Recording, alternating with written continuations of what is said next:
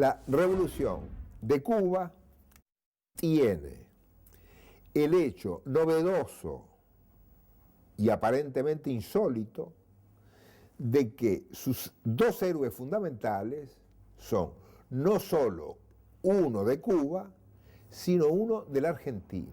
¿Y qué implica que el otro héroe de Cuba sea un argentino?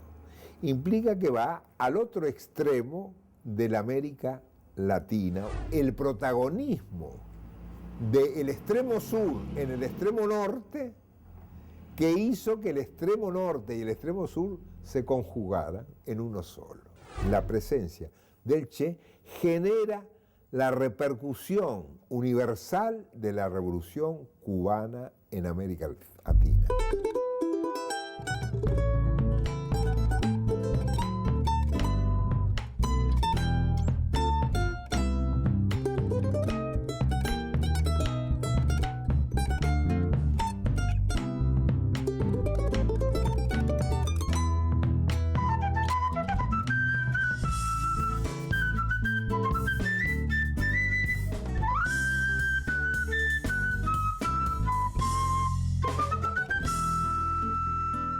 Yo siempre pensé que la Argentina debía encabezar al conjunto de América del Sur, junto con, no sabía si Colombia o Venezuela, junto con la herencia bolivariana, es decir, San Martín y Bolívar, eran los dos puntos de la enorme dispersión hispanoparlante en comparación a la unidad básica de Brasil.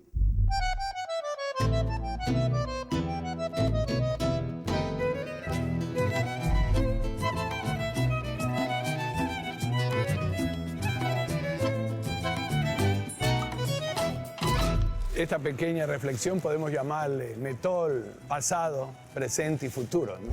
En esta cuestión de pensarnos y de ser capaces de pensarnos desde lo universal, hay una mediación necesaria, importantísima, que es la de la región, ¿no? Y Metol ha sido, digamos, uno de los latinoamericanistas importantes que hemos tenido en el continente desde la década del 50. En sus libros y en su magisterio permanentemente ha sido un pensador de la América Latina, en el sentido de pensar a América Latina en su conjunto. Es el momento de hacer realidad los grandes sueños de San Martín, de Bolívar.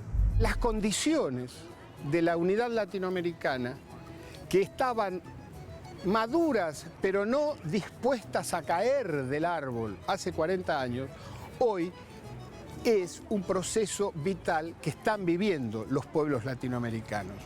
En realidad la integración no es un concepto de mercado, ¿no? Es un concepto de destino. Y lo que antes fue un obstáculo por razones de la realidad, obstáculo de la realidad, de las limitaciones geográficas, de las limitaciones, las mentalidades estrechas, ahora sí es una potencialidad, es una realidad inmediata.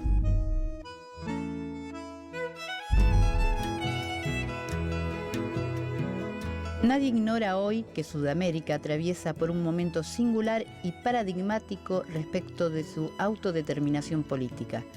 Sus gobiernos democráticos con clara vocación transformadora y con una inequívoca decisión de integración regional. ¿Será que estamos de verdad a las puertas de lo que Martí llamó la segunda independencia? ¿Será la hora de la patria grande añorada por San Martín y Bolívar? ¿La hora de los pueblos libres de Artigas? ¿La de unidos y no dominados, como alentó el general Perón? La Argentina, a lo sumo, y no demasiado, puede pensar la cuenca del Plata y un ensamble con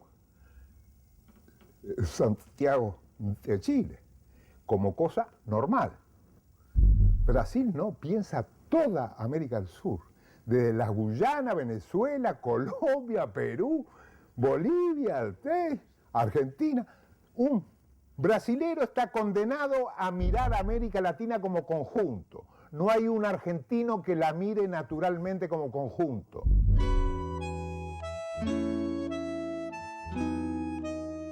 Yo estoy en el Uruguay, sándwich entre Argentina y Brasil, en la salida de la cuenca. O sea, mi pensamiento normal sería ver que los dos países más importantes de América del Sur, Argentina y Brasil, están al lado del Uruguay, cosa que hace que el Uruguay sea muy importante.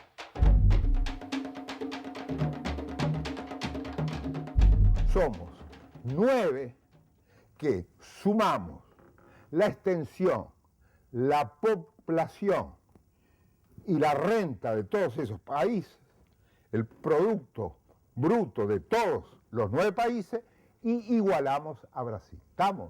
Empatamos. O sea que para empatar a Brasil tenemos que estar juntos todos.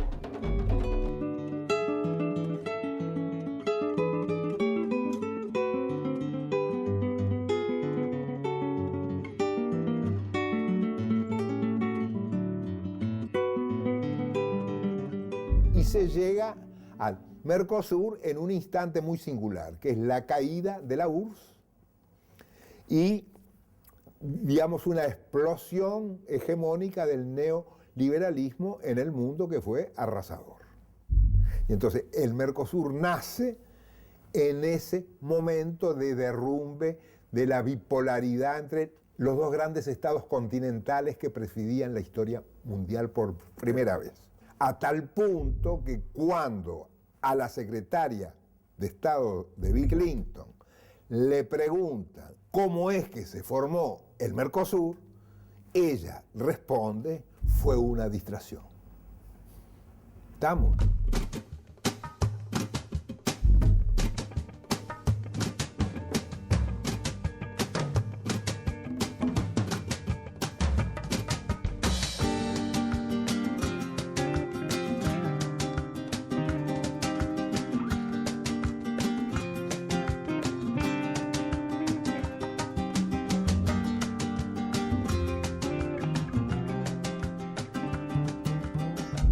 La mitad de América del Sur, que es Brasil, y la otra mitad, el país más importante, es Argentina. Y entonces, en cierto sentido, era el más representativo en la ligazón de la cuenca más importante de América del Sur, que se llama la Cuenca del Plata. Es la más importante porque la cuenca del Amazonas es mucho más enorme que la cuenca del Plata, pero está en zona ecuatorial. Es el equivalente al Sahara en América del Sur, solo que el otro es arena y esto es un desierto verde. Geográficamente la cuenca del Amazonas es la más importante. Seguramente va a serlo dentro de unas cuantas décadas.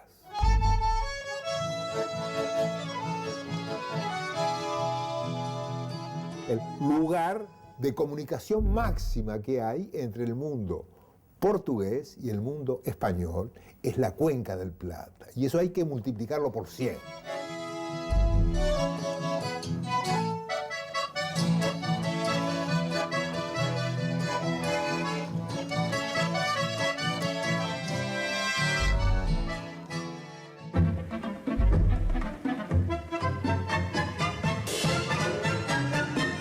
En la crisis del año 29, el monto de las exportaciones argentinas eran 4 veces mayor que las de Brasil. Hoy, Brasil quizás sea 4 veces las exportaciones de la Argentina. Entonces se invirtió la pelota. No existe la igualdad que todavía se mantenía en la época de Perón. Entonces, esto le da una importancia fundamental a la presencia venezolana.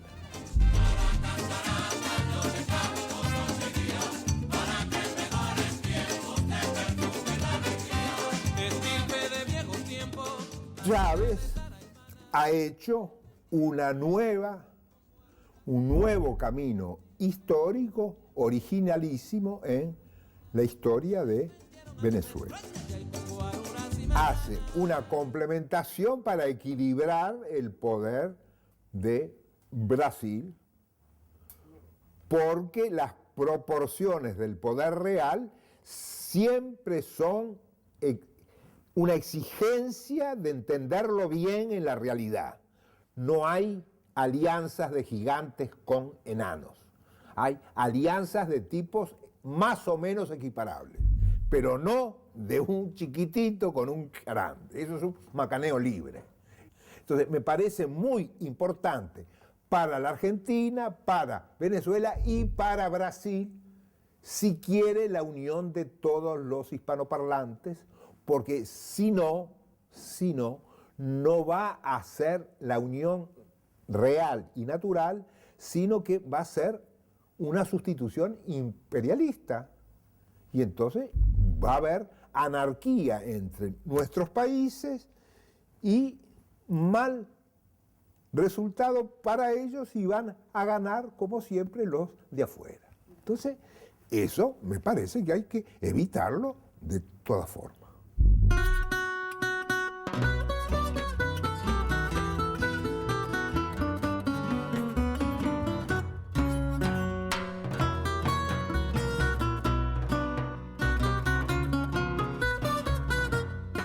Cuba es como el gran antillano, es el modelo del antillano, es el que engendró más música, más literatura, el que tiene, es decir, la cultura antillana llega a su apogeo en Cuba. Cuba es no solo una frontera geopolítica, sino es una frontera cultural de América Latina. Esa es la cosa.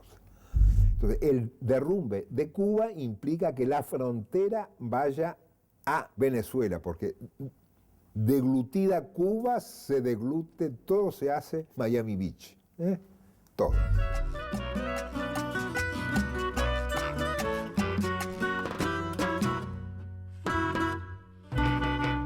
Aquí hay un elemento necesario y a la vez perturbador. Necesario porque Venezuela necesita no ser ella la frontera con Estados Unidos.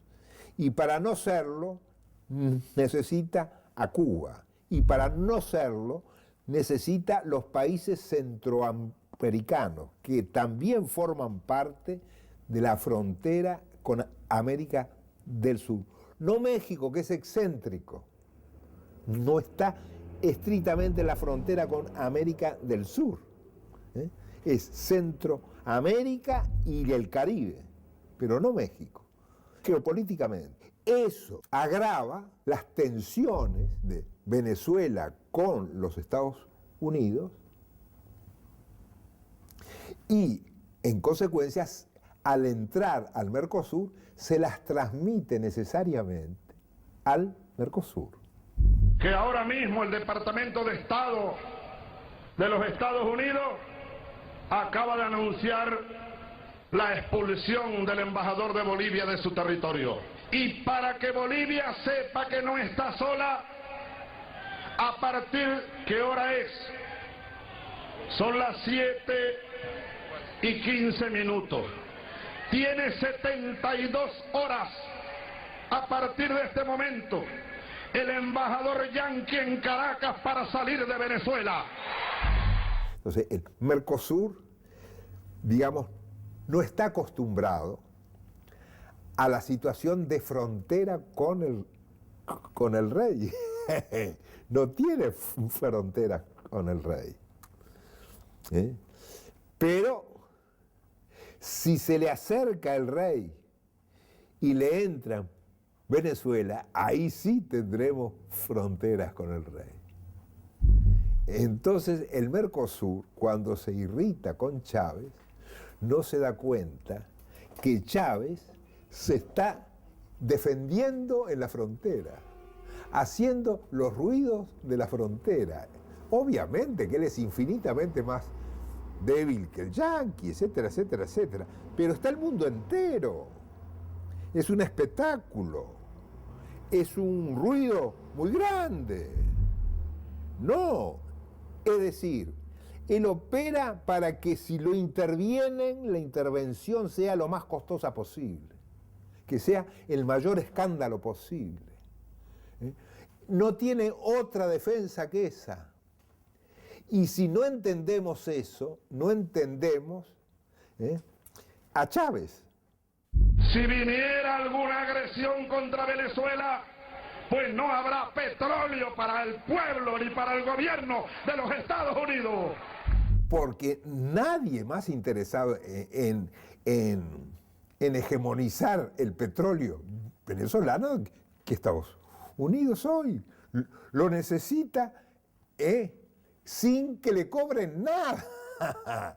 Lo necesita con esbirros, no con Chávez. Esbirros de ellos quieren. Eso es obvio. Aquí estamos, los hijos de Bolívar, los hijos de Guaycaipuro, los hijos de Tupac Amaru. Estamos resueltos a ser libres, pase lo que pase y cuéstenos lo que nos cueste.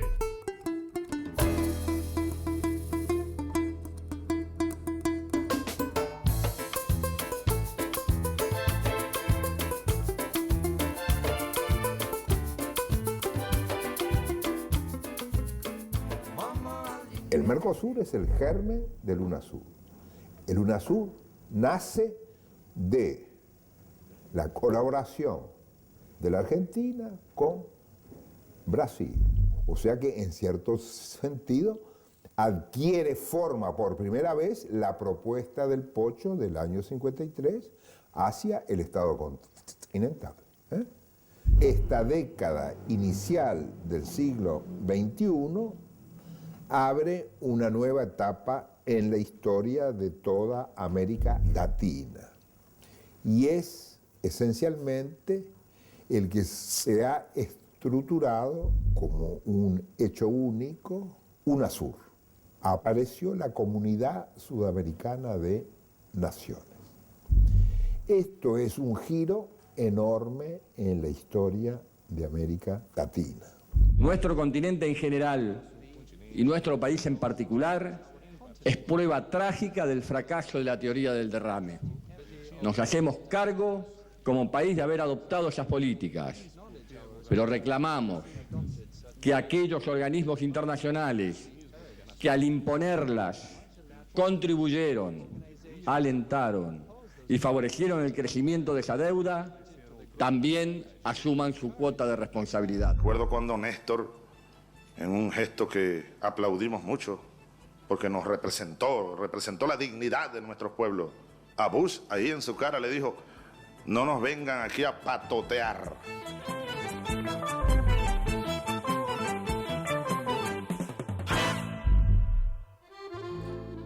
UNASUR es como una especie de sorpresa histórica. Lo que no se hizo en 180 años, se lo está haciendo en 10 años.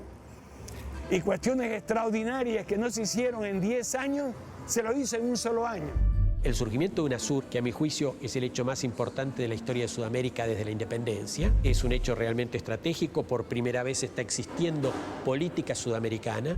La política sudamericana desapareció después de la emancipación. Los países elegimos establecer asociaciones estratégicas con las potencias industriales, fundamentalmente Inglaterra, Francia, luego Estados Unidos, y nos dimos la espalda. Lo que él le preocupaba era los neorrivadavianos, aquellos que en Buenos Aires planteaban la alianza con Brasil, pero alianza en solitario con Brasil de espalda al resto de la América del Sur hispanoparlante. Querían hacer lo mismo que habían hecho con Inglaterra, conseguir un amo afuera para tener fuerza para dominar hacia adentro.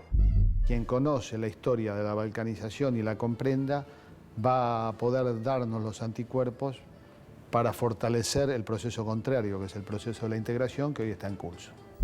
Y UNASUR se transforma hoy en un elemento de arbitraje en América del Sur sin la OEA. UNASUR representa entonces, creo, el surgimiento efectivo de una política sudamericana. Sin duda es algo que ha planteado Metol desde hace muchos años, desde que yo lo escucho, el hecho de que Sudamérica es nuestra unidad de integración. Siento que es la primera vez que UNASUR empieza a ser realmente UNASUR en la realidad.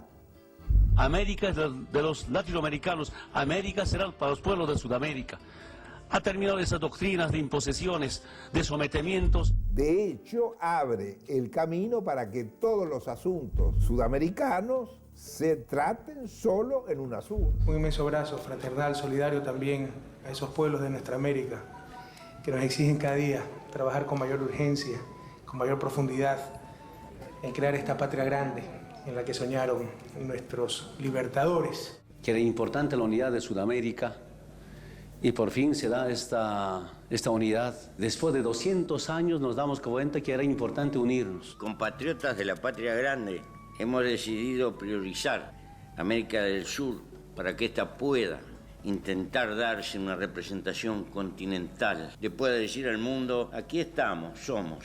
Aquí en nuestro continente prácticamente se hacía lo que dictaba el Fondo Monetario Internacional. Estaba como congelada nuestra América. No había sino un coro al neoliberalismo y a la propuesta aquella que era el ALCA, en un coro bien orquestado por Washington.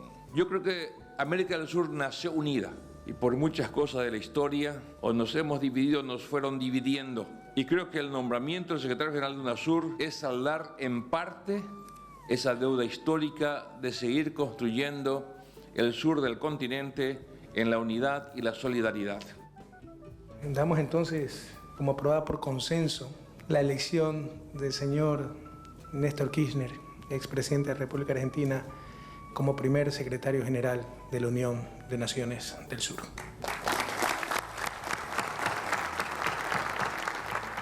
Vemos que así estamos cerrando filas con la historia, respondiendo a las exigencias de nuestros pueblos en esta tarea todavía inacabada, iniciada, de la construcción de nuestra América, la unión de nuestros países, como desearon nuestros libertadores, crear esa gran patria de San Martín, de Bolívar, de tantos otros héroes y heroínas anónimos y anónimas.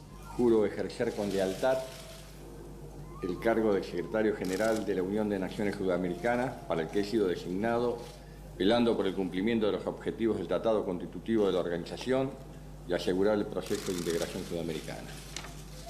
Si se lo haces, que las futuras generaciones lo recuerden. Felicitaciones. Bienvenido. Por eso y por mucho más, creo que una pasión por el sur, porque eso hace falta, creo yo, la pasión por el sur, como decía el gran Mario Benedetti. El sur también existe. El sur también existe.